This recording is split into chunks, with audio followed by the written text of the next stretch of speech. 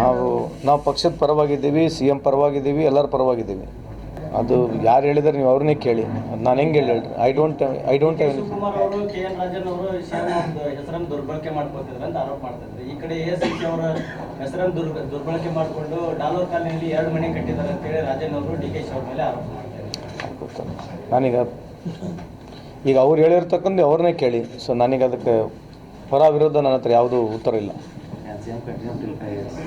ಅಲ್ಲ, ಅದು ಹೇಳ್ತಿರೋದು PM continues for 5 years. Is prime minister of this country going to continue for 5 years? ನನಗೇನೋ ಒಳಗಿದೆ ಚಂದ್ರಬಾಬು ನಾಯ್ಡು ಆಗ್ಬೋದು ಅಂಥೇಳಿ. ಆಮೇಲೆ ದೇಶದ ಹಿತದೃಷ್ಟಿಯಿಂದ ದಯಮಾಡಿ BJP ಎಲ್ಲ ಮುಖಂಡರಲ್ಲಿ ಕಾರ್ಯಕರ್ತರು ಕೂಡ ಮನವಿ ಮಾಡ್ಕೊಳ್ತೀವಿ, ದಯಮಾಡಿ ನಿತಿನ್ ಗಡ್ಕರಿಗೆ ಒಂದು ಅವಕಾಶ ಕೊಡಿ. ಅವರು ಉತ್ತಮವಾದಂಥ ಕೆಲಸ ಮಾಡ್ತಾ ಇದ್ದಾರೆ. ಯಾಕಂದರೆ ದೇಶದ ಪರಿಸ್ಥಿತಿ, ಆರ್ಥಿಕ ಪರಿಸ್ಥಿತಿ ನೋಡ್ತಾ ಇದ್ದರೆ ಈ ದೇಶ ದಿವಾಳಿ ಎದ್ದೋಗಿದೆ.